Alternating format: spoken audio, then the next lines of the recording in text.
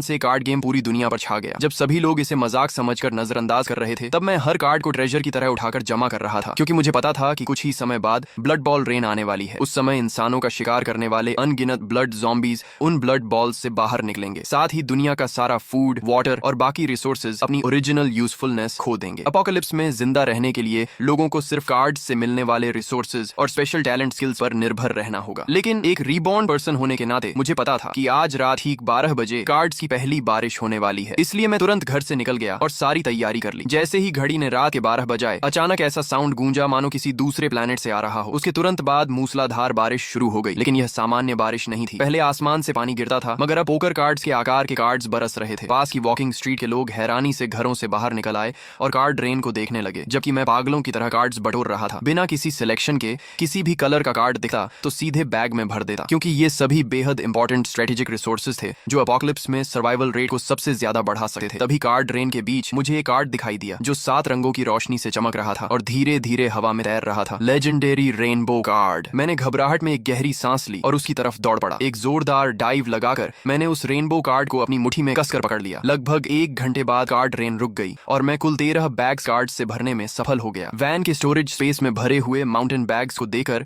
मेरा एक्साइटमेंट छिप नहीं रहा था। इस समय ज्यादा से ज्यादा लोग बाहर निकलकर कार्ड्स इकट्ठा करने लगे थे। किसी का ध्यान अपनी तरफ न जाए, इसलिए मैं तुरंत ड्राइविंग करके वॉकिंग स्ट्रीट छोड़कर पहले से बुक किए गए होटल की ओर निकल गया। एपोकलिप्स आने के बाद ही इन कार्ड्स की असली पावर सामने आने वाली थी। अब बस सनराइज का इंतजार था। मैं बेड पर लेट गया, लंबी सांस ली और सो गया। अगले दिन सुबह 8 बजे नीला आसमान अचानक काला पड़ गया। हजारों ब्लड बॉल्स आसमान से गिरने लगे और उनमें से खून से लथपथ ह्यूमन शेप्ड मॉन्स्टर्स निकलकर सबसे नजदीकी इंसानों पर टूट पड़े। मैं चुपचाप कर्टन बंद करके खड़ा रहा। चेहरे पर कोई इमोशन नहीं था। अपोकलिप्स में 5 साल गुजार चुके सर्वाइवर के लिए यह सीन सिर्फ शुरुआत ही। इसे एपेटाइजर भी नहीं कहा जा सकता था। इसके बाद मैंने 2 रेनबो कार्ड्स निकाले और उनमें से एक को पलट दिया। रंग बिरंगी रोशनी के बीच मुझे कार्ड पर बनी एक मस्कीटो दिखाई दी। Talent super recovery body. Super recovery body अपने मालिक को ऐसी बॉडी देता है जिसकी इंजरीज बेहद कम समय में खुद ठीक हो जाती हैं। चिढ़, मैंने कार्ड को फाड़ दिया। तुरंत मेरे पूरे शरीर में गर्म एनर्जी फैल गई। ये देखकर मेरे होंठों पर हल्की मुस्कान आ गई। बढ़िया। इसके बाद मैंने दूसरा लेजेंडरी कार्ड पलटा। Item safe house. Safe house 200 square metre क्षेत्र में बना एक इंडिपेंडेंट हाउस है जिसमें एब्सोल्यूट डिफेंस सिस्टम मौजूद है और यह एच बॉम्ब लेवल अटैक तक झेल सकता है। हालांकि सेफ हाउस की डिफेंस बेहद पावरफुल थी, लेकिन उसकी एक बड़ी कमजोरी भी थी, वह मूव नहीं कर सकता था। फिलहाल मेरा किसी एक जगह सेटल्ड होने का कोई इरादा नहीं था, इसलिए मैंने हाउस कार्ड को अपने पास सुरक्षित रख लिया। इसके बाद मैंने 10 गोल्डन कार्ड्स निकाले। कुल मिलाकर इन गोल्डन कार्ड्स की क्वालिटी बहुत हाई थी। चाहे सुपर स्ट्रेंथ हो या हेवी फिस्ट फाइटर,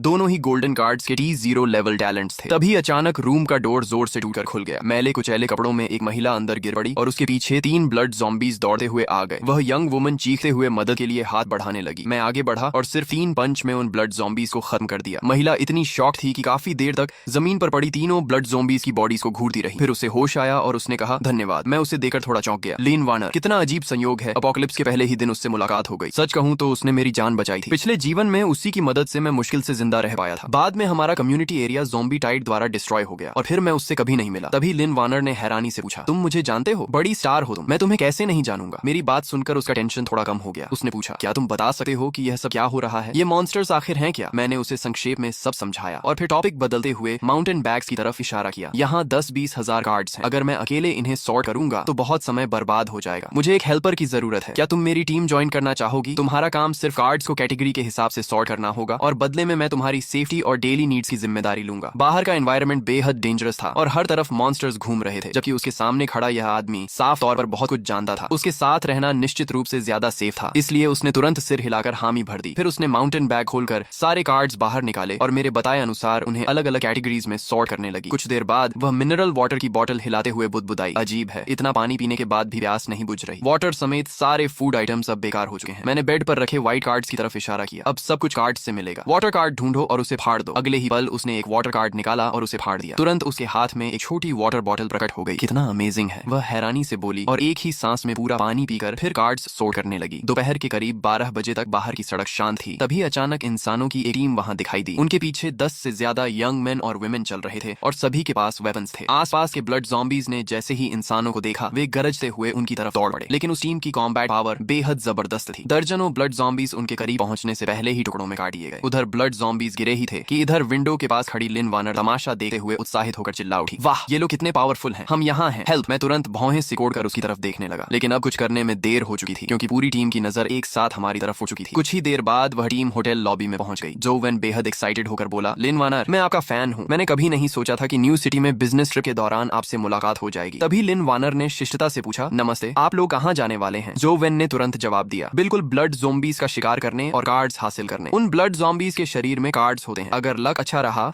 और कोई ब्लू स्किल कार्ड मिल गया तो सर्वाइवल चांस काफी बढ़ जाएगा। मिस लिन, क्या आप हमारे साथ चलना चाहेंगी? हम बहुत स्ट्रांग हैं, जरूरत नहीं है, हम खुद अपनी सुरक्षा कर सकते हैं। चलो वापस चलते हैं। मैंने डॉक्टर को इशारा किया और मुड़कर जाने लगा। तभी जो वेन की नजर मुझ पर पड़ी। वह बोला, भाई जरा रुकिए, पता नहीं कल रात आपको कुछ कार्ड्स मिले या नहीं? कार्ड्स तो मिले हैं, कुछ ही हैं। मैंने कपड़ों के अंदर से दर्जन भर सिल्वर कार्ड्स निकाल लिए। यह देखकर सबकी आंखें लगभग बाहर निकल आईं। इतनी सारी सिल्वर कार्ड्स। जो वेन ने लालच भरी नजरों से उन्हें देखा और गला सूखते हुए बोला, लगता है बड़ी मोटी मछली हाथ लगी है। फिर उसका चेहरा बदल गया और उसकी आंखों में लालच भर गया। तुम अकेले इतने कार्ड्स का क्या करोगे? इन्हें हमें दे दो, हम तुम्हारी तरफ से संभाल कर रखेंगे। मैंने मुस्कुराकर सिर हिलाया और पूछा, क्या तुम अंदाजा लगा सकते हो कि मैं इन सिल्वर कार्ड्स को अपने पास क्यों रखे हुए हूँ और खुद इस्तेमाल क्यों नहीं कर रहा? क्या मतलब है तुम्हारा? जो वेन ने सावधानी से पूछा। मैंने अपनी मुट्ठी भींची और कहा, मतलब यह है कि तुम सब मरने वाले हो। हा हा हा, हम इतने लोग हैं। जो वेन अपनी बात पूरी भी नहीं कर पाया था कि उसकी आंखों के सामने अंधेरा छा गया। अगले ही पल वह पूरी तरह बेहोश होकर जमीन पर गिर पड़ा। सभी लोग शॉक में रह गए। उनके सामने खड़े इस युवक ने सिर्फ एक पंच में जो वेन का सिर चकनाचूर कर दिया था, जबकि जो वेन के पास सिल्वर टैलेंट भी था